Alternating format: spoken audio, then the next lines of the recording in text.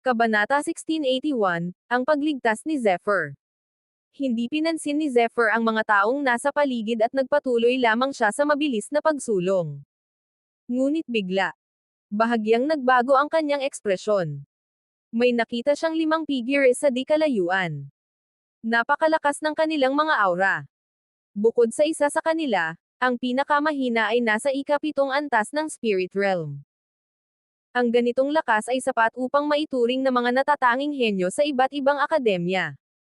Sa sandaling iyon, magkakasama nilang nilalabanan ang isang grupo ng mga kakaibang nilalang. Mga dambuhalang daga. Ang kanilang mga katawan ay natatakpan ng matitigas na tinak na parang mga parkupino. Mahigit 1 metro ang taas ng bawat isa at kaya nilang tumayo na parang tao. Nakalitaw ang kanilang matutulis na pangil at naglalabas ng nakakatakot na aura. Swoosh! Nang makita ito ni Zephyr, agad siyang kumilos. Dahil ang 5 taong iyon ay pawang mga disipulo ng Alchemist Alliance. At isa sa kanila ay si Zuan Yu, ang pamilyar na maliit na lalaki. Ngunit ikinagulat ni Zephyr na nasa ika-3 antas pa lamang ng spirit realm si Zuan Yu. Hindi niya inakalang nakapasok ito sa primordial space. Wala nang oras upang mag-isip. Biglang itinaas ni Zephyr ang kanyang kamay. Humanda kayo. Boom! Boom! Boom! Libu-libong talon ng kidlat ang sumabog sa himpapawid. Parang mga kidlat na bumagsak mula sa langit, walang awang humiwa ang mga ito sa hanay ng mga dambuhalang daga. Sa isang iglap, tumalsik ang dugo sa lahat ng direksyon. 12 ng halimaw ang agad na bumagsak sa lupa. Kuya Zephyr. Masayang sigaw ni Zuan Yu nang makita siya. Kuya Zephyr. Nandito ka pala. Sa pagdating ni Zephyr, biglang nabawasan ang napakalaking presyon sa grupo. Agad silang nakahinga ng maluwag. Lumapit si Zephyr at sinuri silang mabuti. Ayos lang ba kayong lahat? Maayos naman kami.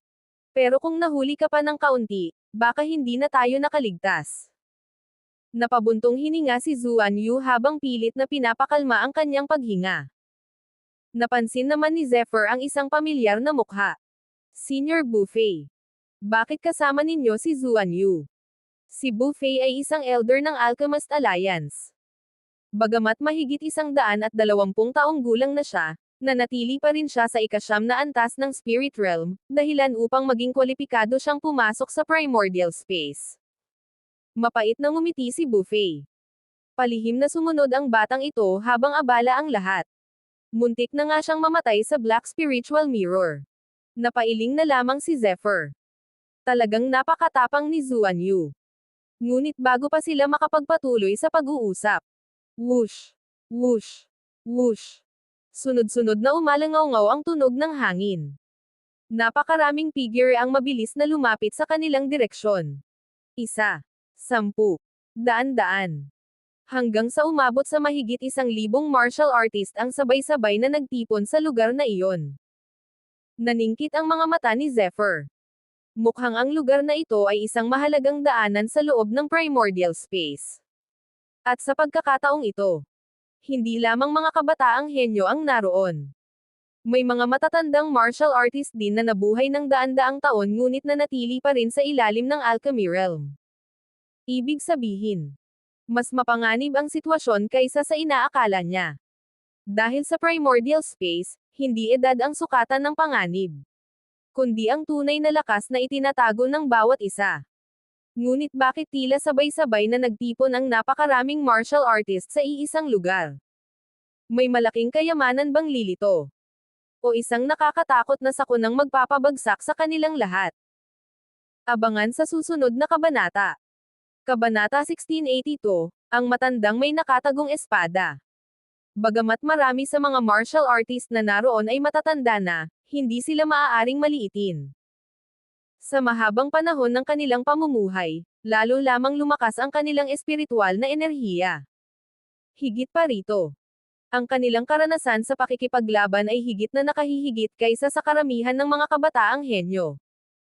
Kaya naman, kahit hindi na sila bata, karapat-dapat pa rin silang makipagsapalaran sa primordial space. At ang mga nakapasok sa lugar na ito, walang kahit isa na mahina. Sa paglipas ng mga taon, maraming alitan ang nabuo sa pagitan ng Domain of Muan at ng teritoryo ng Qinglan. Kaya nang magkaharap ang dalawang panig, biglang bumigat ang hangin.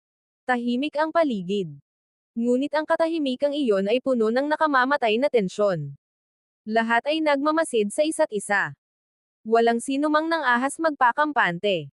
Mag-ingat kayong lahat. Mahinang paalala ni Zephyr kay Buffet at sa iba pa. Ramdam niya ang banggaan ng mga aura ng magkabilang panig.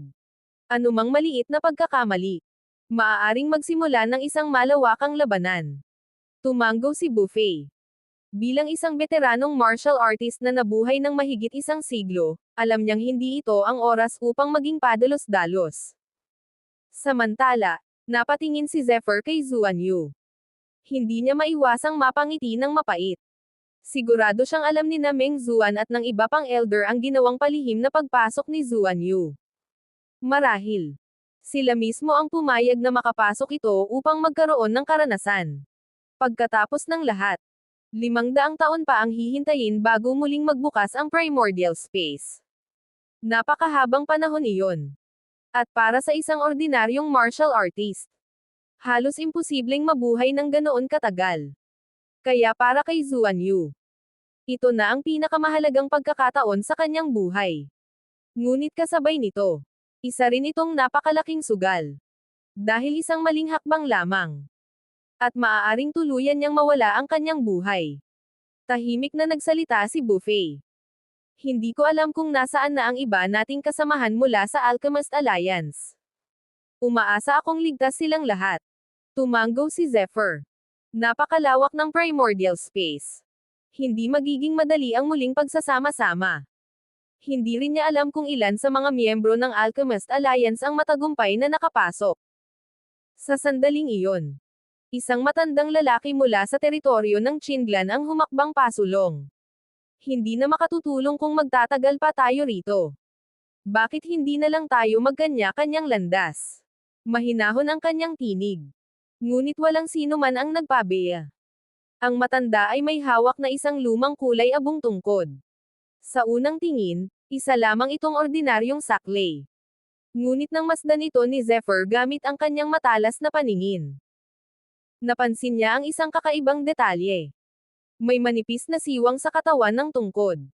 At mula roon, bahagyang sumisilip ang matalim na kinang ng isang espada. Naningkit ang mga mata ni Zephyr. Hindi iyon simpleng tungkod. Isa pala itong nakatagong espada. Kapag nagkamali ng paghusga ang kanyang kalaban at minamaliit ang matandang iyon, tiyak na magiging huli na ang lahat. Ngunit bakit tila gusto ng matandang iyon na paghiwa-hiwalayan ang lahat? May mabuti ba siyang layunin? O isa lamang ba itong patibong upang isa-isang lipulin ang mga henyo ng Domain of Muan? Abangan sa susunod na kabanata.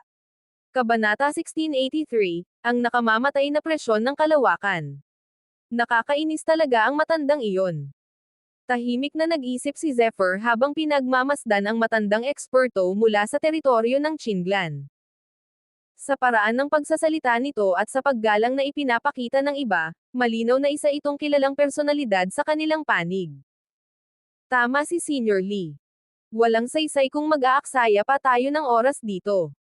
Sunod-sunod na sumang-ayon ang mga eksperto ng teritoryo ng Qinglan. Isa-isang umalis ang kanilang mga grupo. Whoosh! Whoosh! Mabilis na naglaho sa malayo ang mga henyo. Kasabay nito, unti-unting nawala ang mabigat na tensyon sa pagitan ng dalawang kampo. Ngunit hindi ibinaba ni Zephyr ang kanyang pagbabantay. Lumingon siya kay Buffet. Tayo na rin. Tumanggo si Buffet. Walang problema. Hindi nagtagal. Mahigit 1,000 martial artist ang sabay-sabay na nagpatuloy sa kanilang paglalakbay. Bagamat pansamantalang tahimik ang dalawang panig, alam ng lahat na ang katahimikang iyon ay hindi magtatagal. Kapag dumating ang tamang pagkakataon, tiyak na sisabog ang isang madugong digmaan. Boom! Matapos nilang marating ang daan-daang milya, isang nakakayanig na dagandong ang biglang umalangaw-ngaw sa kalangitan. Kasunod nito, nanigas ang mga martial artist na lumilipad sa himpapawid. Anong nangyayari? Hindi ko Makontrol ang katawan ko. Tulong. Biglang nagbago ang ekspresyon ni Zephyr. Bumaba kayo. Hindi na siya nag-atubili. Agad siyang lumapag sa lupa. Ngunit huli na para sa ilan. Boom. Boom. Boom. Isa-isang sumabog ang kanilang mga katawan sa ere. Parang mga lobo na pinigan ng isang hindi nakikitang puwersa. Tumalsik ang dugo at laman sa kalawakan. Naningkit ang mga mata ni Zephyr. Agad niyang pinalawak ang kanyang espiritual na enerhiya upang siyasatin ang paligid. Makalipas ang ilang sandali, napansin niya ang kakaibang pagbabago. Mga 10,000 metro sa unahan. Ang espasyo mismo ay tila baluktot at mabigat. Nagbago ang presyon ng espasyo sa unahan. Mahinang sabi ni Zephyr. Dahil sa kanyang paalala, mabilis ding napansin ni Buffet ang kakaibang pangyayari. Maging ang hangin at kalawakan ay tila bahagyang nababaluktot dahil sa napakatinding presyon. Hindi nagtagal. Napansin din ito ng mga eksperto ng teritoryo ng Chinlan. Huwag nang lumipad. Kakaiba ang espasyo sa unahan. Sunod-sunod nilang binalaan ang kanilang mga kasama. Nang makita nila ang mga bangkay na lumulutang sa himpapawid. Lahat ay hindi napigil ang manginig. Hindi sila natatakot sa lakas ng presyon. Ang tunay nilang kinatatakutan ay ang biglaan nitong pagbabago. Isang sandali lamang ng kapabayaan. At maaaring sumabog ang kanilang katawan bago pa sila makapag-react. Para itong isang napakalaking bundok na biglang bumagsak mula sa langit. Sino ang makakatagal sa ganoong puwersa? Tahimik na huminga ng malalim si Zephyr. Wala na tayong babalikan. Kailangan nating magpatuloy. Sa harap nila. Naghihintay ang mas mapanganib na bahagi ng primordial space. Ngunit ano pa kaya ang naghihintay sa kailaliman ng lugar na ito? Kung ang pagbabago pa lamang ng presyon ay kayang pumatay ng mga henyo sa isang iglap. Gaano pa kaya kalupit ang mga susunod na pagsubok na haharapin ni Zephyr? Abangan sa susunod na kabanata. Kabanata 1684, ang lupain ng mga kaluluwang nakalibing. Hindi tumigil sina Zephyr at ang kanyang mga kasamahan. Alam nilang ang tunay nilang pakay ay hindi lamang ang panlabas na bahagi ng primordial space, kundi ang pinakaloob nito.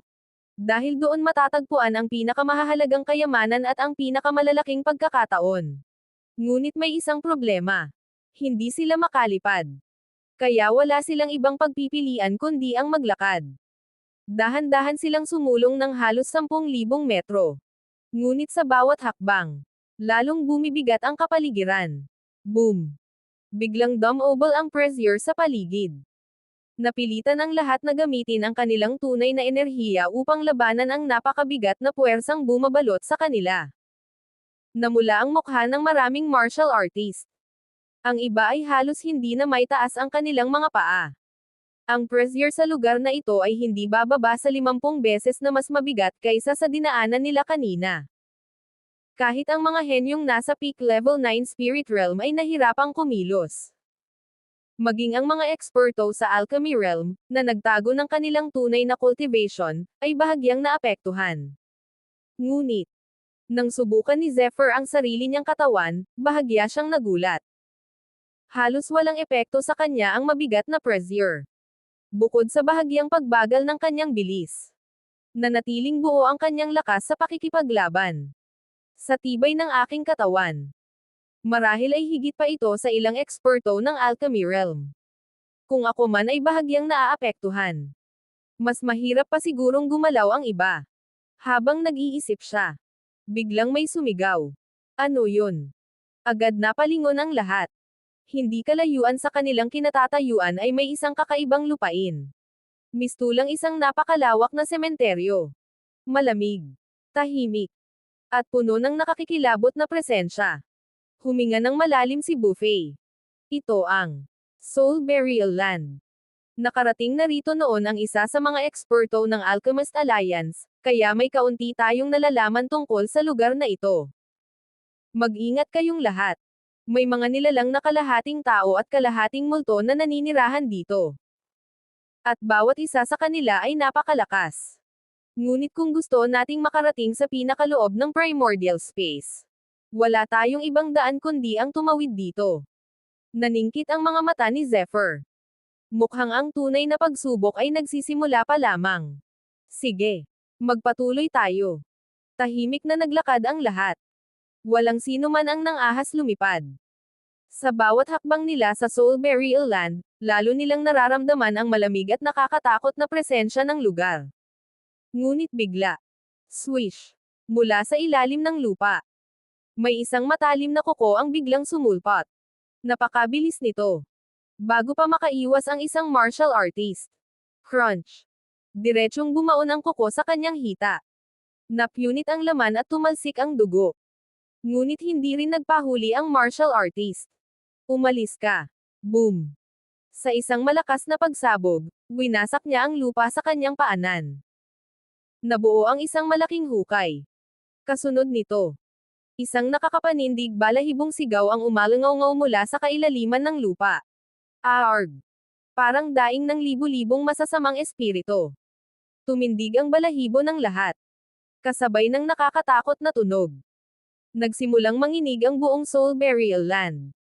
Isa-isang umuuga ang lupa sa kanilang paligid. Biglang namutla si Buffet. Masama ito. Takbo. Bilasan ninyo. Ano ang unti-unting umaahon mula sa ilalim ng Soulberry Land? Ilang nakakatakot na nilalang ang nakabaon sa ilalim ng lupa. At makakatakas pa kaya sina Zephyr bago sila tuluyang mapaligiran. Abangan sa susunod na kabanata. Kabanata 1685, ang pagbangon ng mga nilalang ng Soulberry Land. Bilasan ninyo. Malapit nang lumabas ang mga nilalang ng Soulberry Land. Rumble. Yumanig ang buong lupa. Bagamat hindi alam ng maraming martial artist ang tunay na panganib ng lugar na iyon, agad nilang naramdaman ang kakaibang presensya. Walang nag-aksaya ng oras. Isa-isang pinakawalan ng lahat ang kanilang tunay na enerhiya at buong lakas na tumakbo palayo. Crack! Crack! Crack! Biglang nabiyak ang lupa. Sa loob lamang ng isang kisap mata. Sunod-sunod na umusbong ang mga kakaibang nilalang mula sa ilalim ng lupa. Nang makita ng lahat ang kanilang anyo.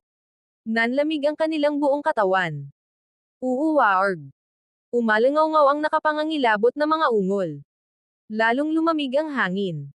Ang mga nilalang na iyon ay napakalalaki. Ang kanilang mga katawan ay pawang binubuo ng mapuputing buto na kumikislap sa ilalim ng kakaibang liwanag.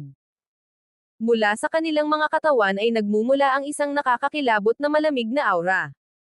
Mga bampira. Ngunit hindi ordinaryong mga bampira. Mula sa punit-punit nilang kasuotan, malinaw na minsan na rin silang mga martial artist. Ngayon, isa na lamang silang mga halimaw na walang buhay. Whoosh! Biglang sumugod ang isa sa mga bampira. Bagamat hindi ito mabilis.